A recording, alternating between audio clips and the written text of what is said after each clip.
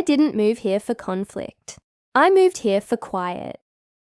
After 30 years serving this country, most of it overseas, all I wanted was a peaceful stretch of land, a front porch that caught the morning sun, and maybe a grill to cook a proper steak on Sunday afternoons. So when I bought the house at the edge of Willow Creek Estates, I thought I'd finally found it. Freedom. Then came Linda Carter, HOA president, self-appointed enforcer, clipboard always in hand, perfectly pressed slacks, oversized sunglasses, and a chihuahua named Baron, tucked under her arm like a fashion accessory. Around here, they called her Karen. The nickname stuck for a reason. From the moment I moved in, she treated me like a hostile invader. Day one, she walked up my driveway without knocking, handed me a stack of papers, and launched into a rapid-fire lecture on mailbox standards, lawn height regulations, and patio furniture visibility compliance. I hadn't even unpacked my coffee machine yet. "I hope you're ready to follow the rules," she chirped. Willow Creek prides itself on order. I gave her a polite nod and closed the door before my temper could answer for me. At first, I tried to play along. I trimmed the bushes to regulation height, replaced my American flag with a smaller one, less visually aggressive, according to Linda, and didn't complain when I got fined $75 for parking my pickup a few inches over the line in my own driveway. But with every rule I followed, she added 2 more. No wind chimes. They disrupted the acoustic tranquility. No bird feeders. Encouraged pests. No children playing outside past 7 p.m. Disrupted visual order. One guy down the street got cited for painting his garage door the wrong shade of beige. The HOA had become a private kingdom, and Linda was the self-appointed queen. I started reading the bylaws, looking for a loophole, and one day I found it. My lot was technically outside the HOA's original jurisdiction, grandfathered in decades ago, when the neighborhood was built in phases. Somewhere along the line, the HOA had started treating my property like it was part of their territory, but legally, it wasn't. I hired a lawyer, filed the paperwork. Within weeks, it was official. I was out. No more dues. No more notices. No more Linda. At least that's what I thought. The day the HOA received my withdrawal letter, Linda showed up on my porch with her usual clipboard, but something in her smile had changed. It was tighter, meaner. "I don't think you understand how this works," she said, voice syrupy but sharp. "You don't just leave the HOA. We're a community. You signed the agreement." I handed her a copy of the title, the legal ruling, and the signed withdrawal. "My property was never legally part of your HOA," I said evenly. "That's been confirmed. I'm not your concern anymore." Her lips thinned into a line. "Baron," yapped once, as if in protest. "You'll regret this," she muttered. I doubt it. That was 2 days ago. This morning, I woke to find a bright orange violation notice duct taped to my front door. "Illegal flag display." It read in bold letters. Underneath, a $500 fine. Right beside it was a photo, taken from across the street, of the American flag waving gently from my porch pole. I recognized Linda's handwriting immediately. Disruptive and unapproved fabric display. My blood boiled. I wasn't even in the HOA anymore, and she was still trying to find me. I took the notice, the photo, and a deep breath. Then I walked inside, sat down at my kitchen table, and picked up the phone. It rang twice before my son answered. "Hey, Dad," Ethan said, voice groggy. "Everything okay?" "No," I said. "I need to talk to you about your old friend Linda. It's time I stopped playing nice." He paused. "Tell me everything." And I did. Word for word. detail by detail. And by the time I finished, Ethan wasn't groggy anymore. He was quiet, focused. "I'll look into it," he said. "Hang tight." As I set the phone down, I looked out the window. Linda was standing at the end of my driveway again, clipboard in hand, phone in the other, watching. She had no idea who she'd just declared war on. And she definitely didn't know my son was a cop. By the next morning, retaliation was in full swing. It started small, petty, almost laughable. A neighbor I'd barely spoken to suddenly stopped returning my waves. My trash can mysteriously disappeared on collection day. A landscaper I'd hired called to cancel, saying he'd been warned by someone on the HOA board that I was trouble. I wasn't surprised. Linda didn't know how to lose gracefully. Then came the HOA newsletter, delivered to every doorstep like gospel. It featured a bolded warning under the headline, "Preserving the Spirit of Willow Creek." It described a rogue homeowner who had abandoned community values and was jeopardizing neighborhood safety with defiant behavior. It didn't name me directly, but it might as well have printed my photo. Half the block started looking at me like I was a ticking bomb. Still, I kept my head down. I trimmed the hedges, waved politely, kept my cameras recording. Ethan had warned me, let her dig her own hole. But Linda wasn't content with smear campaigns. She escalated anonymous. Calls began flooding city offices. One claimed I was running a mechanic shop out of my garage. Another said I had an illegal fence. One officer knocked on my door to investigate an unlicensed exotic pet. I showed him my Labrador, Ranger, who barked once and wagged his tail. The officer apologized and left, but each visit chipped away at something. Then came the big one. I'd just returned from the store when 3 squad cars whipped into my driveway.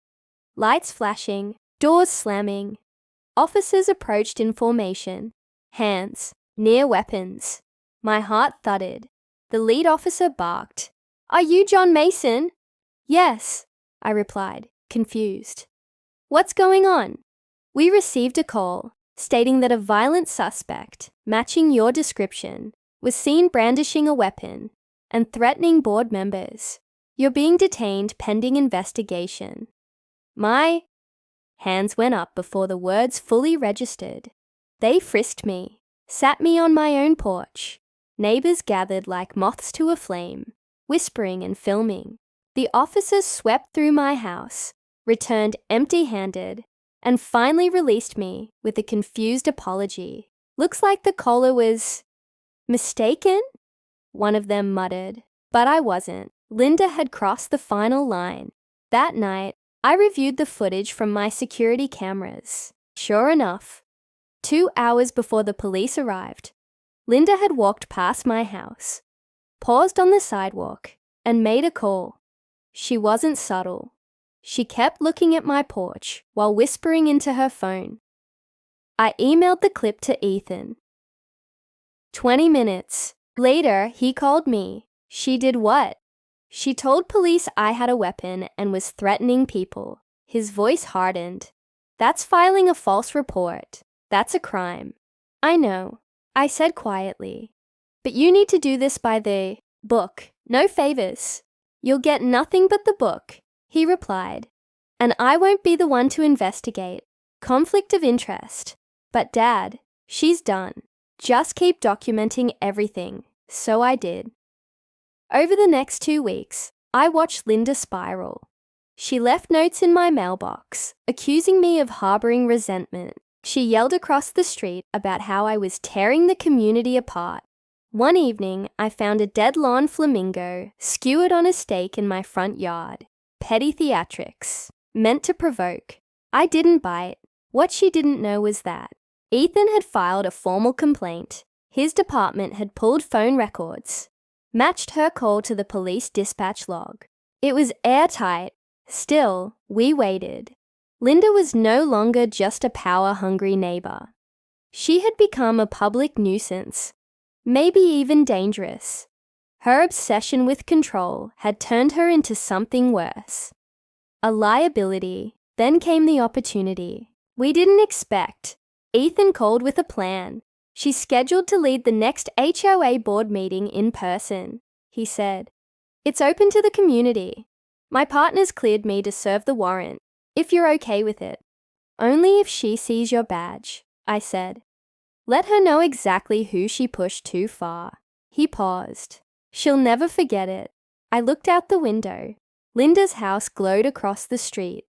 Her curtains drawn tight, like secrets she couldn't contain. She had no idea the trap was already set, and when the truth walked into that meeting, it would be wearing a badge with my last name on it.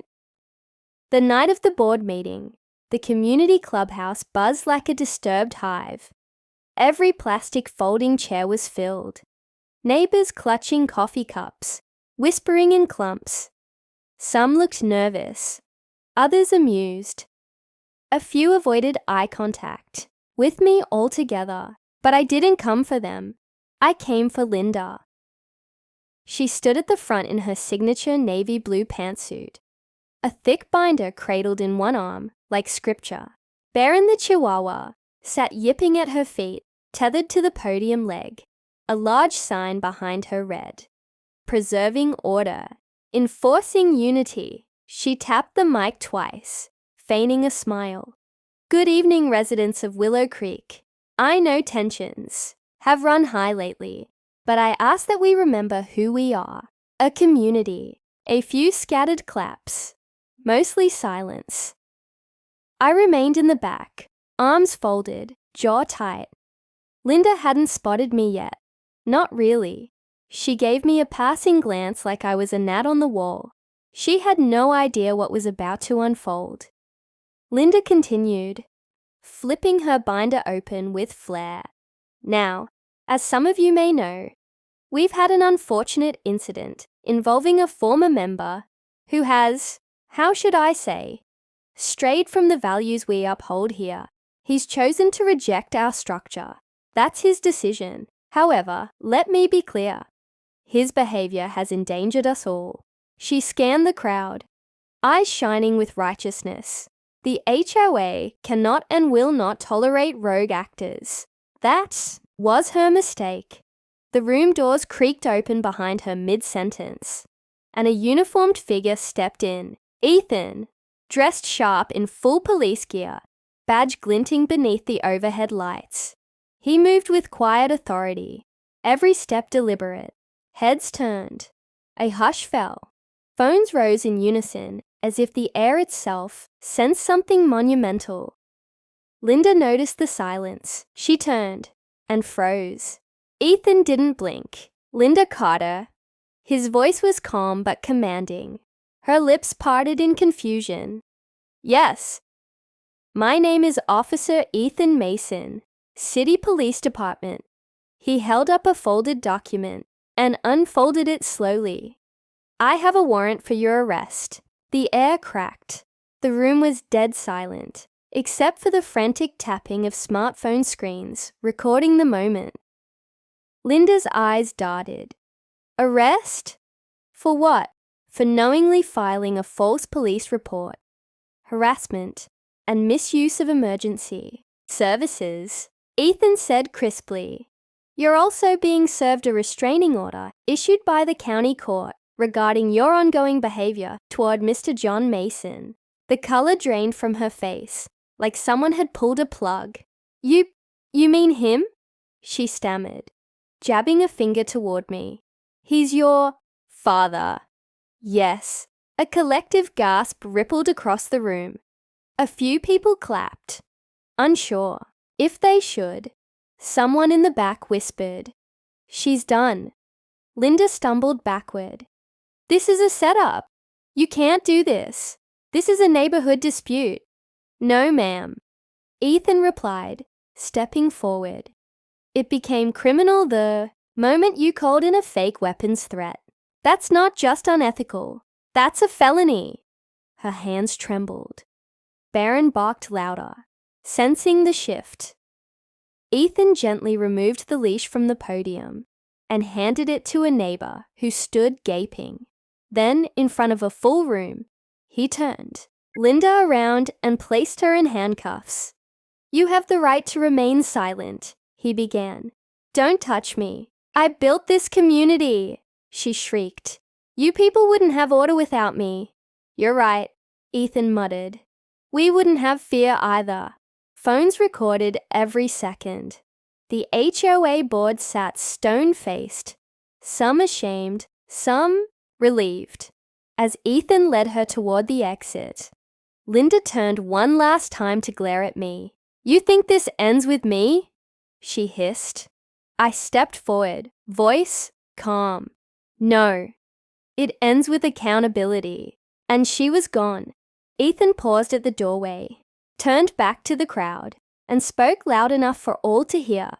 "If anyone else here feels they've been harassed, intimidated, or silenced by this HOA board, the department will be happy to hear your complaints." The room exploded into applause.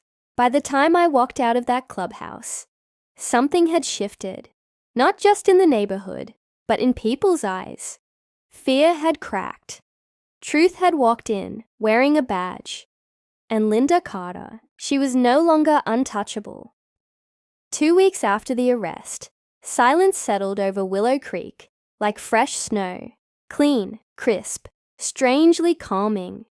No more surprise notices duct taped to doors.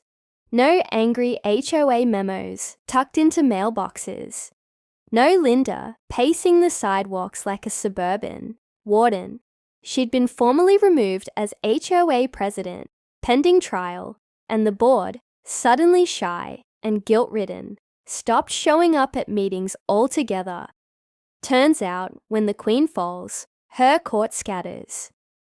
I was sitting on my porch when Carol Greer from 3 houses down strolled over. She used to avoid eye contact. Today, she handed me a Tupperware of lemon bars and said, "You were right to stand up to her.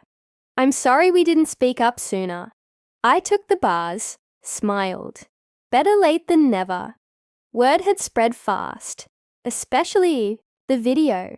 Linda's arrest had gone viral in the local Facebook group, then made its way to TikTok, captioned, "HOA Karen gets cuffed by the homeowner's son, who's also a cop." Over 4 million views and counting. And suddenly, everyone had a story about Linda. "She fined me for a flower pot once." One neighbor shared. "She made my son cry over a Halloween skeleton." Another added. Now they weren't just telling the stories, they were organizing. A petition formed to dismantle the HOA as it currently stood.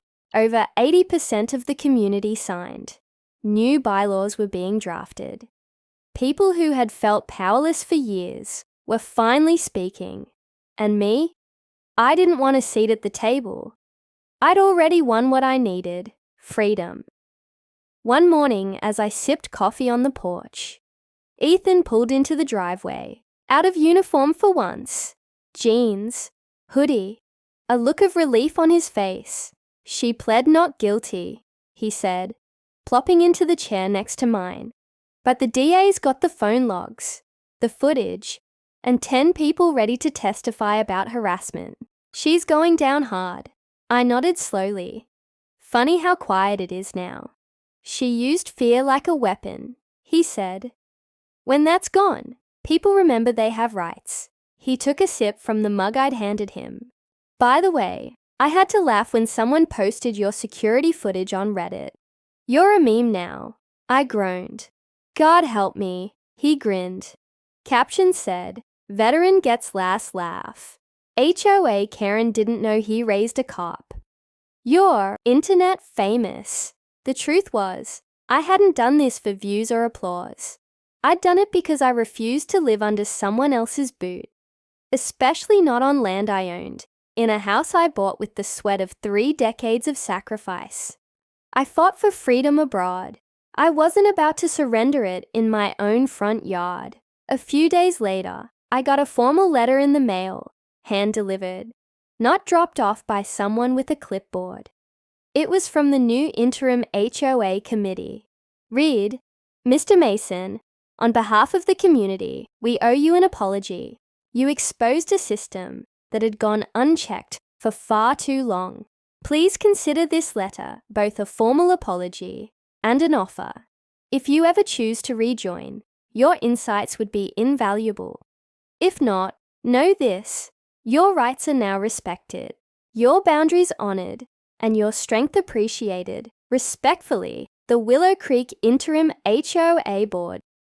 I folded the letter, placed it in a drawer, and smiled.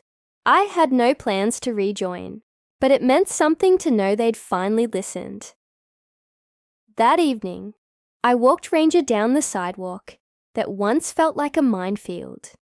Now it was just home. Neighbors nodded, some waved. One even saluted.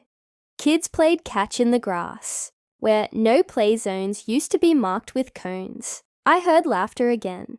Real, unfiltered laughter. As we turned the corner, Ranger sniffed at a yard still dotted with Linda's old regulation zone signs. The new owner had hung a string of rainbow-colored wind chimes from the porch, each one singing in the breeze. Like a chorus of rebellion, I chuckled. Linda would have hated it, and that made it all the sweeter, because control can only last so long. But dignity, that's earned. And this neighborhood had finally found some.